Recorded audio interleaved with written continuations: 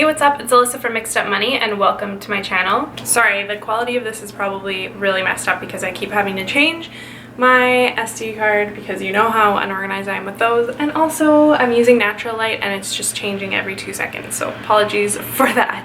Wow, it's been quite a while since I've filmed or sat in front of a camera and just talked to no one. I've been talking to like a newborn for the last couple weeks, so my conversation skills may be a little bit lacking. But a lot has changed since I last spoke with you guys. I actually moved into a new place, which is why I'm filming in a new room, and I'm now a mom to a 1-month-old baby girl. So yeah, today I kind of wanted to talk to you guys about my labor and delivery. I remember like almost a year ago now, Bridget from Money After Graduation posted her labor and delivery story, and I really enjoyed watching it as someone who was pregnant and didn't know what to expect yet. So I thought it would be fun to share this with my friends and family or anyone on the internet that maybe doesn't know what to expect and wants a different version, because every single person's labor and delivery is different, and it's really cool to hear all of the unique ways that new life is brought into this world. Where to start? I'll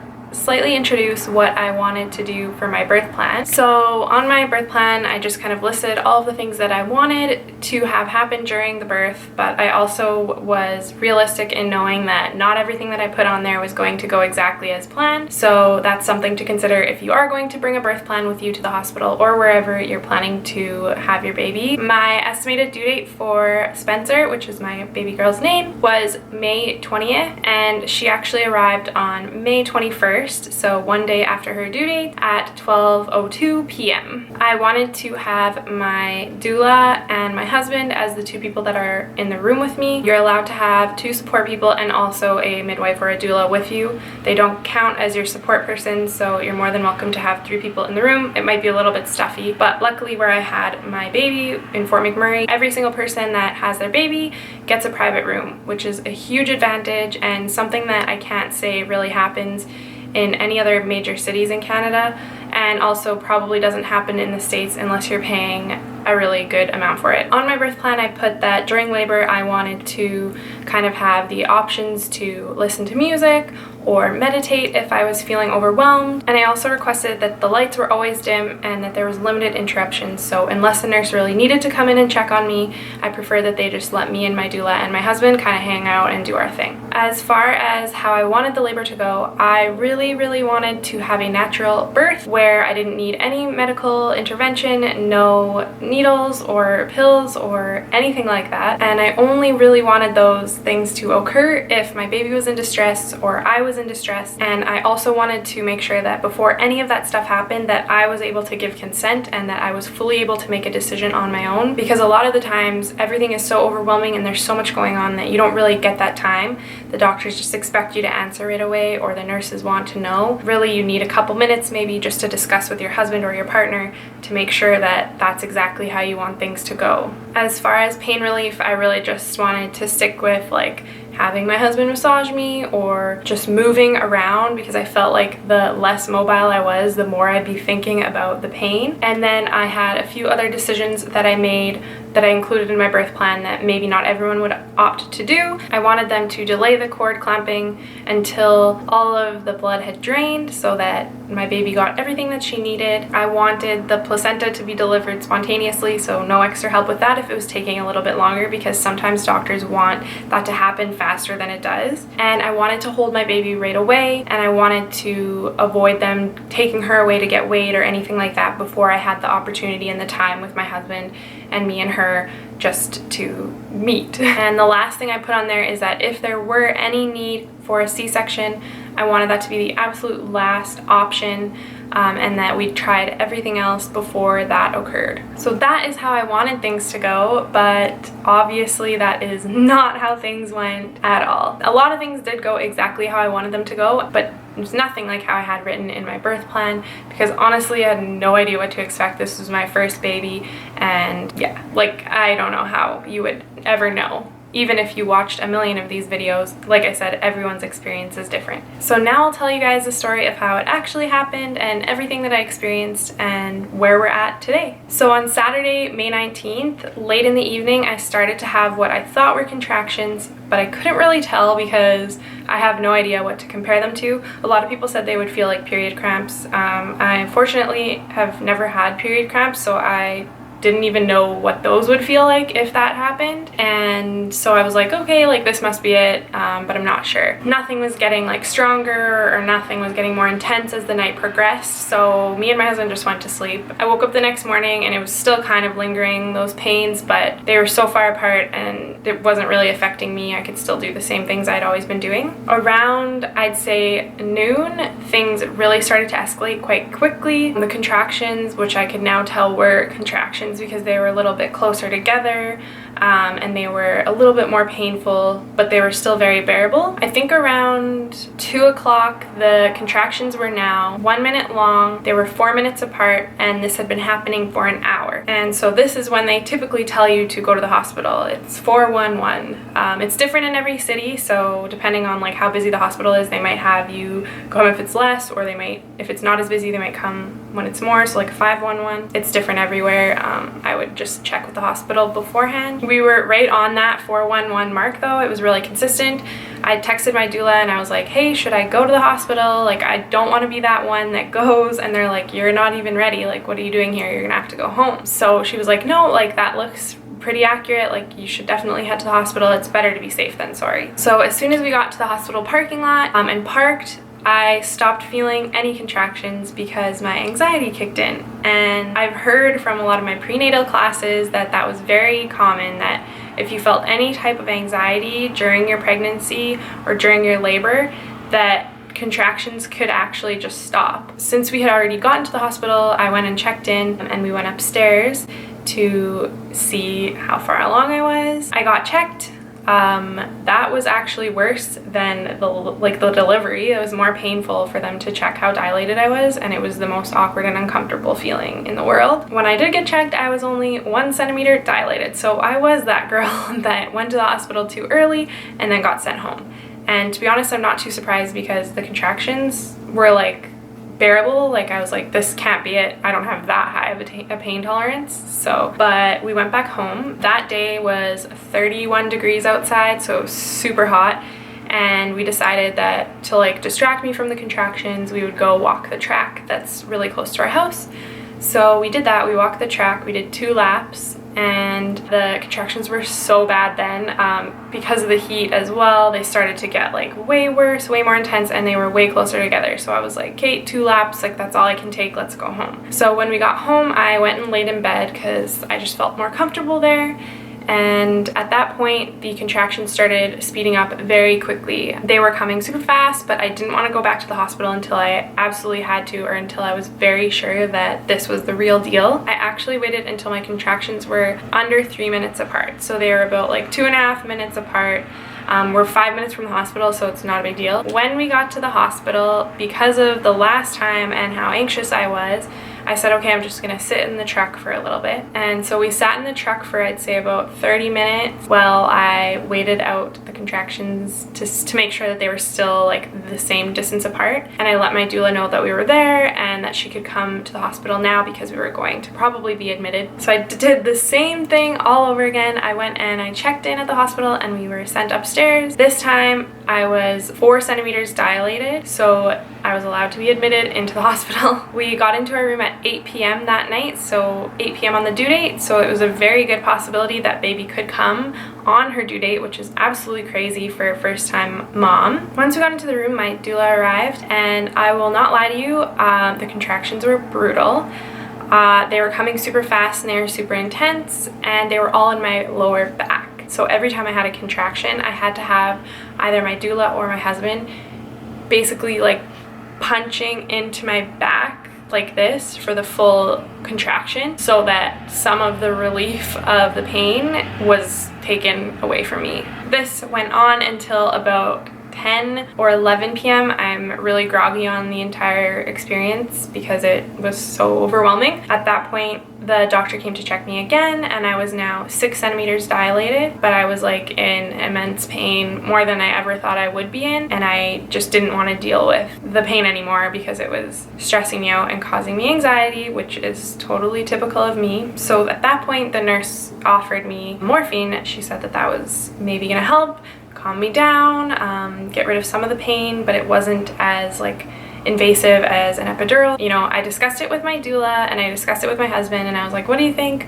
Should I do this? How will this make me feel? They were like, yeah, if this is what you want, then you should do it, and if it's gonna help, then you should do it, because you should do anything that's gonna make this experience easier for you. And so I did, except the morphine, and that was a huge mistake.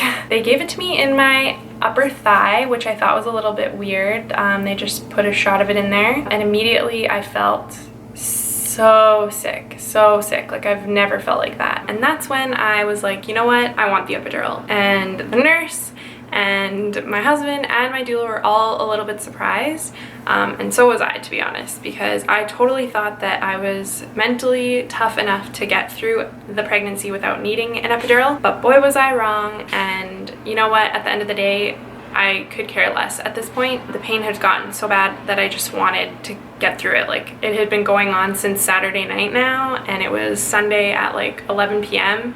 and I was like, okay, it's been like 24 hours and I've been in active labor for like 10 hours, so I'm over this. You know, I was like, okay, just give me 2 more minutes. I just need to confirm that this is the right thing for me to do. So can you come back in 2 minutes? I just want to discuss it with my husband. So the nurse gave me some time, and I just asked him and I asked the doula, and I said, you know, are you gonna think that I'm weak if I do take the epidural? You know what? No. Like, you've done an amazing job. You've gotten to 6 centimeters dilated without any medication. If this is what you want to do, then we support you no matter what. Just like make sure this is what you want, because you put in the birth plan that you absolutely didn't want this. So, and when the nurse came back, I was like, I have permission from everyone. That's all I need. I'm doing it. As soon as the epidural was in and kicked in, I couldn't feel a thing.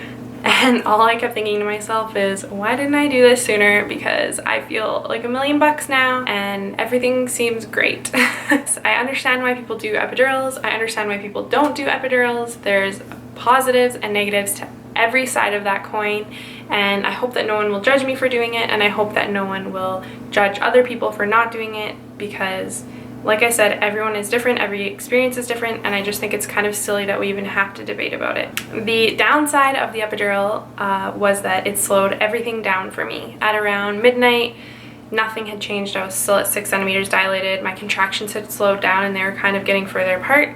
So my nurse came in and she was like, just take a nap and we'll see how you are doing in a couple of hours, and then we'll see what the next steps are.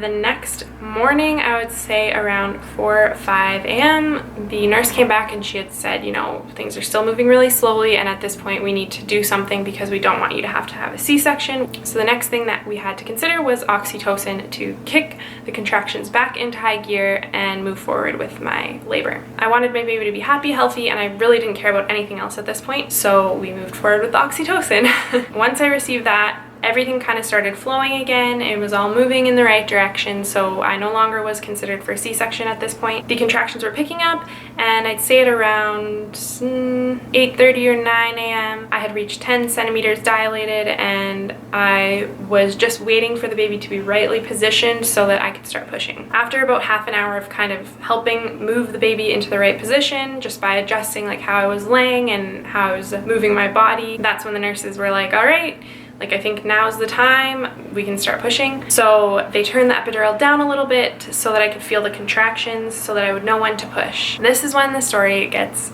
crazy, because I'll tell ya, contractions, I can put up with them. The pushing, no, never again.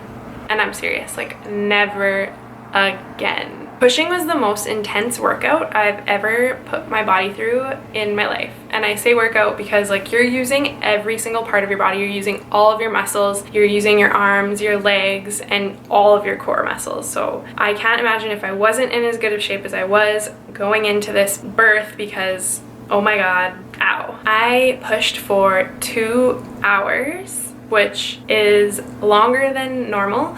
but there are people that have to push longer, so all the power to those people because you guys are amazing. Basically, my baby's head would not come out. She was just like back and forth, and that's what was taking so long. I couldn't feel the contractions well enough, so I asked them to turn the epidural down even more. They basically turned it off because at the end, when she was finally starting to make progress, because I could start to feel the contractions, I could feel everything, so it was pretty painful. You know, they bring the doctor in finally. She's literally only in there for your like last 3 pushes.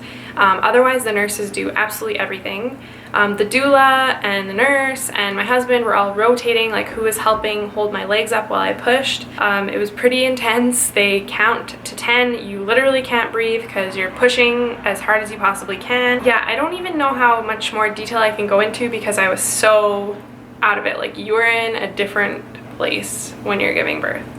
So at the hospital, you're only allowed to give birth on your back lying down, so that's the position that I was in when I gave birth. Once the doctor was in there, the head started to come out. She actually tells you to stop. Yeah, stop pushing when the head is literally about to come out, and that is what they call the ring of fire. So if you're ever wondering why they call it that, it's because you're literally on fire, mentally and physically, because I yelled at the doctor, "Are you f***ing serious?" when she asked me to stop. But once the head comes out, literally 30 seconds later, the baby's out. They put my daughter on my chest.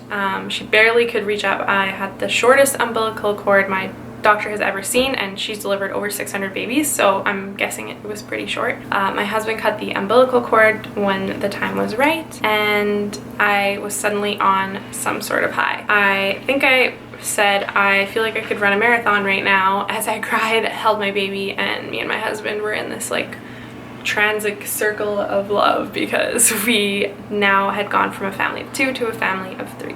My baby was and is beautiful, like the most beautiful thing ever.